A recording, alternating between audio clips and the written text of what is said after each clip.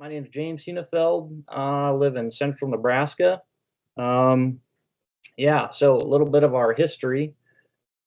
So my great grandfather homesteaded about a mile and a half from where I'm sitting back in 1878. And then in 1985, it was kind of a dream of my grandfather to kind of take the soil back and his farming practices back to kind of the way it was when his grandfather homesteaded, and just looking for a better way to care for the soil and a better environment to raise a family. And he was getting to the end of his life. He passed away in 1990, but my dad took on that dream of looking for a better way to just have a safer environment for his family. One thing that he had a hard time reconciling in his own mind was, when he would go out and plant and fertilize and spray a field,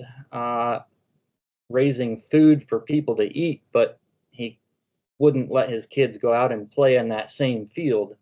And so he just had a hard time reconciling that. So that's kind of what birthed the idea of taking that forward. So in 1985, my dad started to learn and transition, and then by the mid 90s, he had our entire farm, about 720 acres at that time, certified organic. And so I was born in 1990, so organic farming has really been the only thing I've known. It's been fun to work alongside my dad now, and so anyway, just some lessons that we've learned together over the years.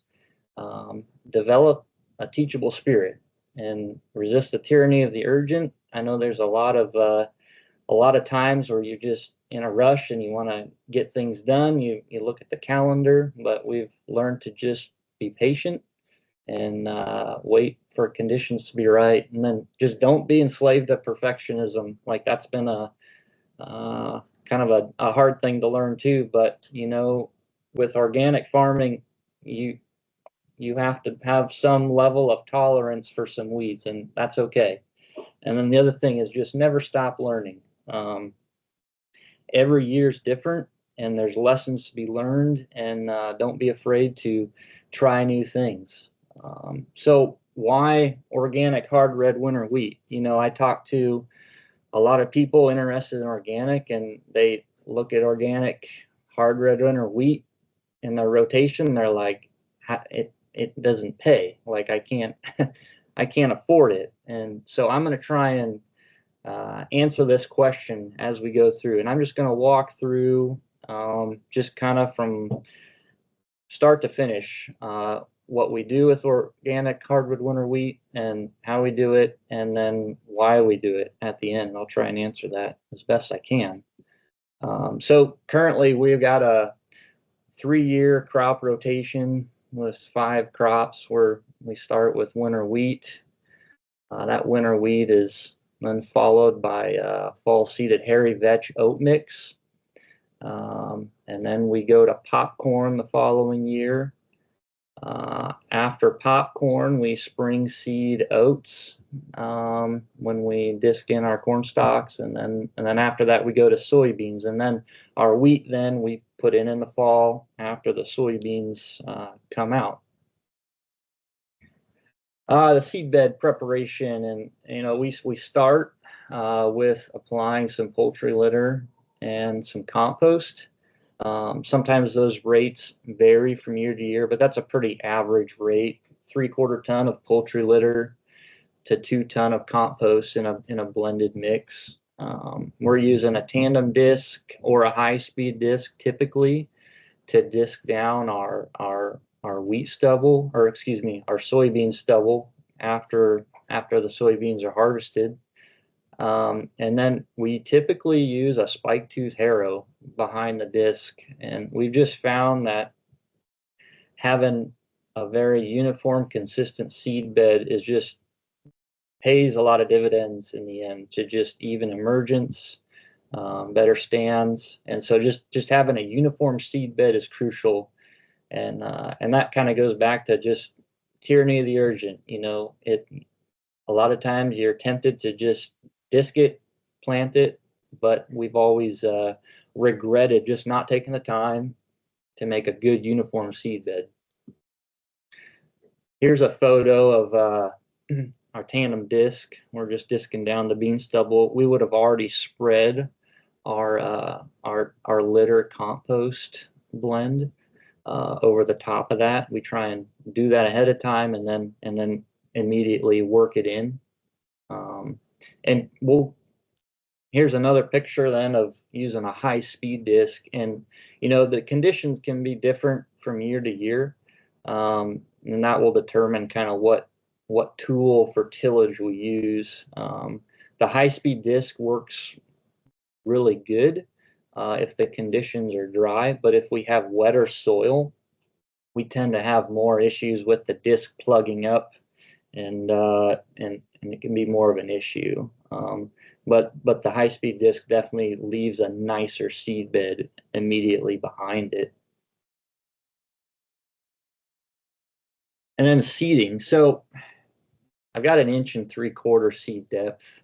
That varies maybe a little bit, 1.5 inches to 1.75 inches. You know, Margaret had some good data, and thank you for sharing that on seeding rate. So our farm is pretty much 100% pivot irrigated, and on our soils we're seeding from 120 to 140 pounds to the acre. You know, the seed size varies, like we saw earlier, and you know I'm kind of shooting for right around that 1 million plants per acre population.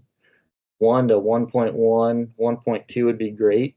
You know, our time frame for planting winter wheat is right after soybean harvest, which is typically around the 1st of October. So we're really, it's a busy time of year. We're trying to get beans out, compost litter spread, fields tilled, and then planted. And my goal is typically to get done planting wheat in our area by about the 12th to the 15th of October, is typically when I like to be done.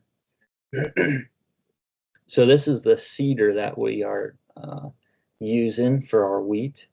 It's we kind of custom built it. You know, no one made a 3-point mounted drill wider than 20 foot that I could find anywhere. So we kind of did a little looking around, and we got Landau row units, which I really like. Those have been really good row units. We've got just a Valmar air seeder box, and then we put a scale on it so that we can calibrate our rate on the fly. And so it's been a really fun tool, efficient. We're able to, you know, seed quite a bit in a day. And when you've got a small window to get things in, and it's been a really efficient tool. And we've really liked the row units. They have given us the most uniform wheat stands that we've seen in a long time. And so we've been really happy with that.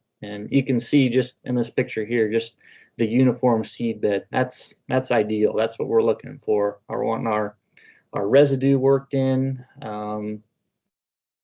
everything smoothed out real nice, where you can clip along at a good speed, where your row units aren't bouncing up and down over clumps of trash and residue. Like this picture right here is ideal and what we're looking for. So here's just a picture of emergence. So like I said, we're pretty much all under pivot irrigation.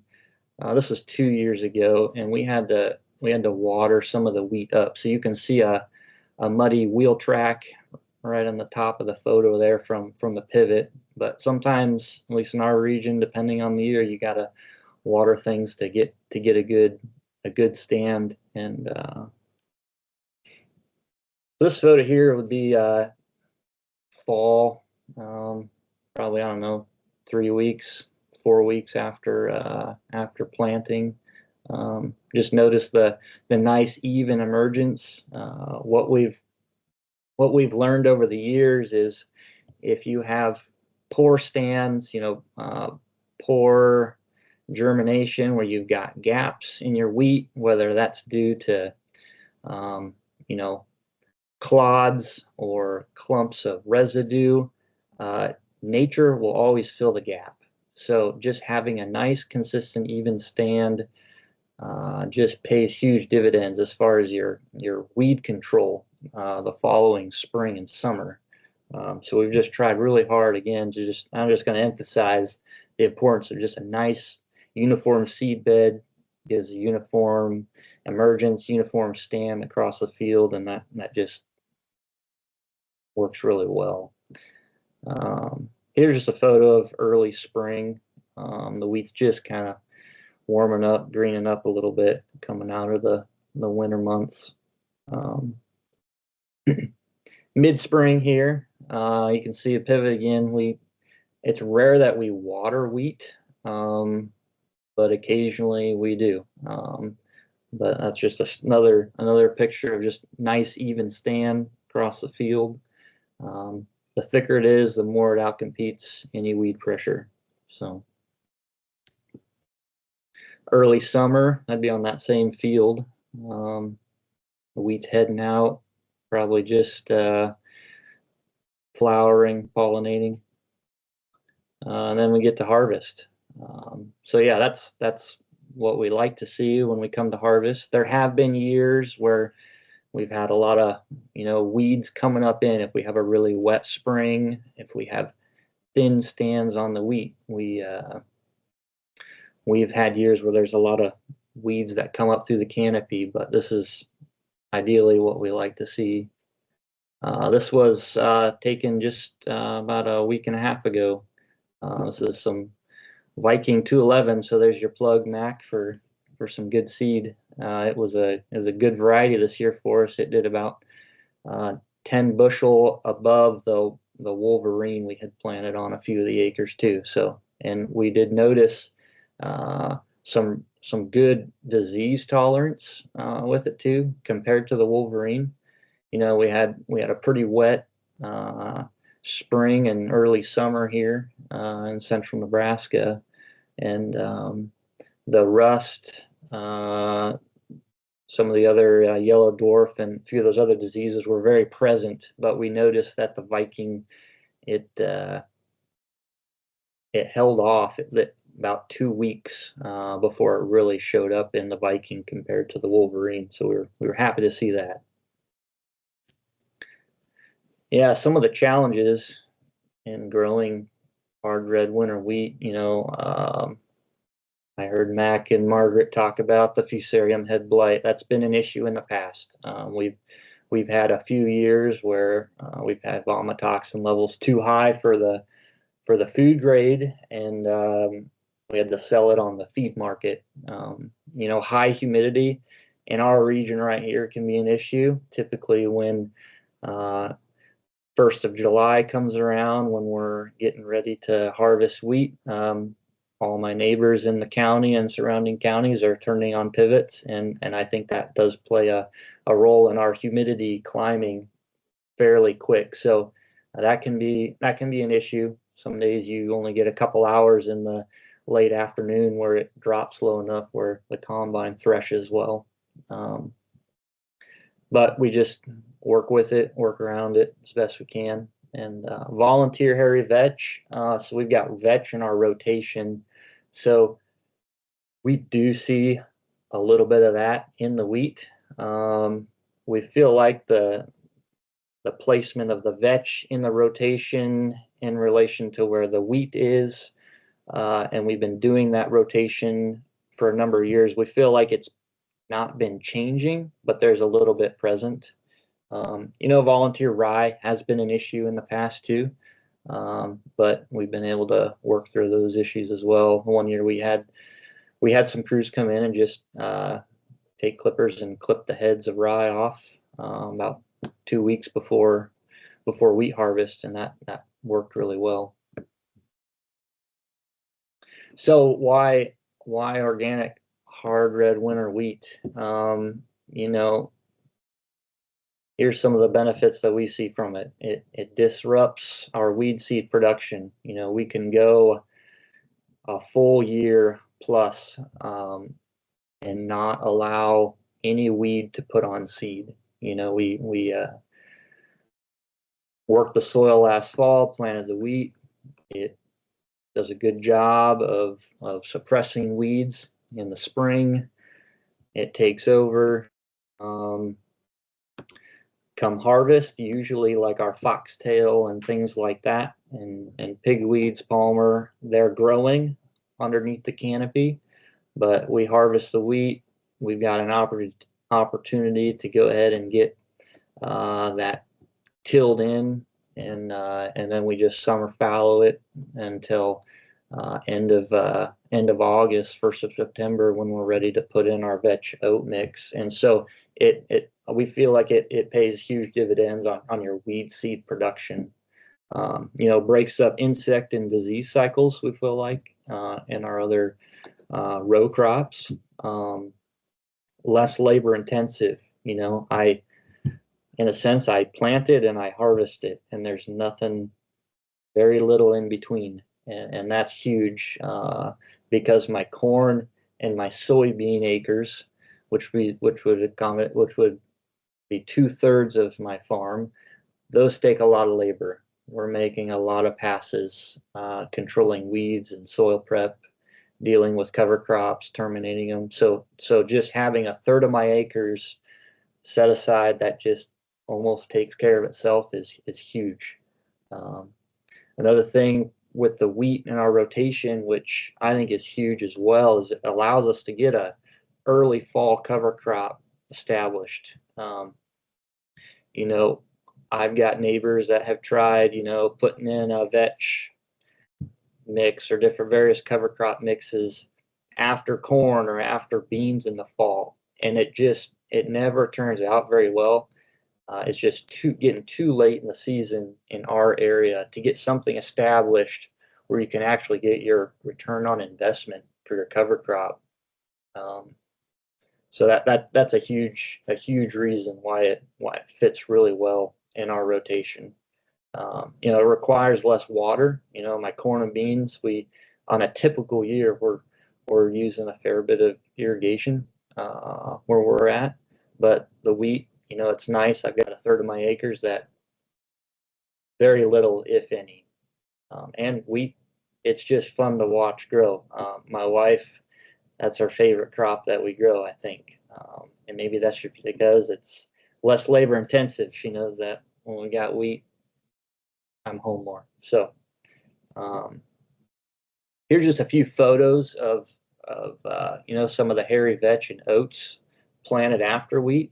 You know, this would have been mid-September, late September, I would say. Typically, we're planting that oats and vetch the 1st of September, last few days of August, maybe. But just so you can see just how much good fall growth we have on that cover crop there to overwinter well, and that feel like that pays huge dividends come spring. So here's that vetch in the spring, and a lot of good nitrogen there and fertility for our upcoming corn crop. You know, and then popcorn harvest, like what we see with the weed suppression on wheat. You know, we feel like it just pays huge dividends in our rotation, and it's kind of hard to just pick out the weed as like the one thing that does well in suppressing weeds. Like, it's a whole system. We've got a lot of parts to our system, and wheat's just one part of it, but I think it's a huge part. And you know, clean corn promotes clean beans promote clean wheat, and wheat just helps that cycle go around and round. So that's the end of my slides, so I'll just leave it up for some questions here if we get.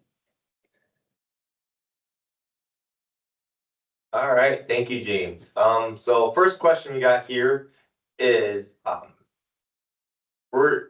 can you share where you market your organic hard winter wheat? And I know you kind of touched on a little bit in your presentation, but any other ways you've had to use it when you didn't meet quality? Right, right. Yeah, so you're probably familiar with HFI um, out of Dakotas there. They have a cleaning facility actually in Nebraska, about 30 miles from us. So that's typically where we've marketed our food grade. The few years that we've had wheat not make the food quality, we've sold to various places just for feed, kind of wherever the bid was best. I know there's Schooler out of Omaha, Council Bluffs. I know some wheat's gone to them. That's been the feed, and I would say that out of the last like 8 years, I think there's only been 2 years where we've had quality issues where it's not met the food grade spec. This year, I haven't got my test results back, but this could be one of those years. We had a lot of rain, a lot of humidity this spring, and I've heard reports of some head blight issues, vomitoxin issues in this year's harvest.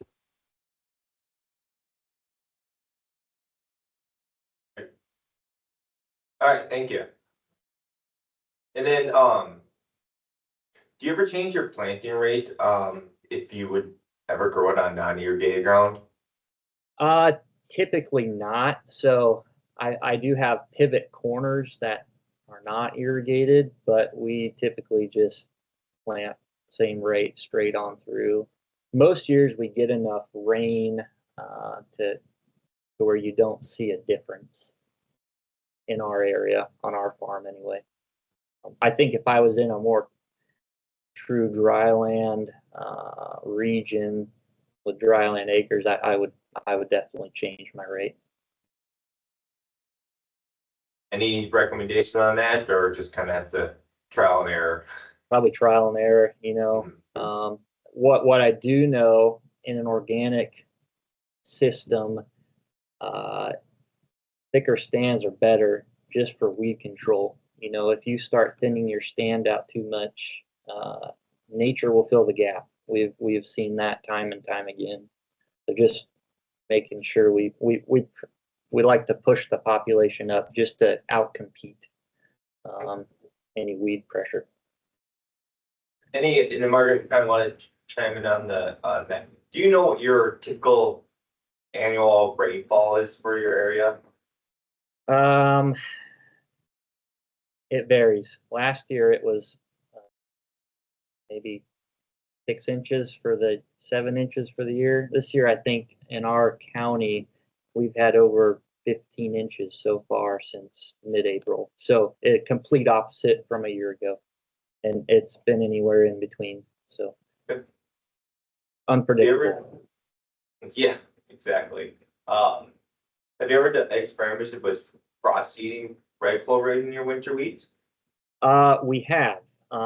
It's probably been about 12 years ago, the last time we did it. It worked great. You know, we had no problems getting a good stand of clover. We just had a hard time making it work as far as producing enough fertility for our corn crop. But it did a really beautiful job, and we found that the clover was really hard to terminate when we came in to plant our corn. It was there's a lot of root mass on some of that clover, and it had a hard time breaking down to where you had a nice uniform smooth seed bed. So that's kind of why we went away from the clover, but we did do that for a few years. What did you use to terminate it? And if you would try it again, would you try a different method or? Yeah, so we used, trying to remember, we had a chisel plow and a tandem disc typically is what we were using back then. And we could kill it. It was just very soddy after you worked it under. And it took a long time to break down too. It just seems slow to break down and mellow out. Okay. Maybe plowing it where you just turn that if you like, if you just, maybe that would be a better option, but not every farm and every field is something that I would consider suitable for plowing. You know, in our area, we're pretty flat. We don't have as much issue with erosion if you work the soil up like that. Um, and then Mac was asked, looks like you take your wheat standing. Does anyone swath wheat in your area? Not that I know of. Yeah, we just direct cut it. Yeah, I don't think I think in our area, if you swathed it, you would have a hard time getting it dried out. You know, we have a hard enough time with hay in our area getting dried out with the humidity. I'm afraid that if you swathed it, it could be a disaster. And then talking about your fertility program, um, so is your chicken litter without bedding from layers or with bedding from boilers? Do you source your compost or do you mix the two? We okay, so the chicken litter typically has bedding in it, and it comes from like a broiler house. Our compost, we make our own, so we've got some cattle of our own that we use, and we have some other sources of some manure. We also use old hay, and we mix into our compost windrows. We've got a turner, so it's a blend, and so we're mixing it all together, and we try and when we compost, we try and heat the piles up to maintain a temperature that would also kill out any weed seeds that may come in through the chicken litter or the feedlot manure or in any of the hay that we would mix into our compost. And then kind of go back there. We had a question here from Wade. Have you ever tried using a stripper head to cut your wheat? I have not. I've thought about it. We've just never pursued it. Do you think that might be something you're going to maybe integrate in the future here, or kind of wait and see? It could be. Yeah, I don't know enough about them probably to know the benefits. I know I have a friend in Kansas that was using a stripper head down by Oakley, Oxy, Kansas area, and he went back to a draper head. So I'm not really sure why exactly, but it was maintenance or conditions. I think he said it. I don't know for sure to really comment on the pros or cons of each. That's right.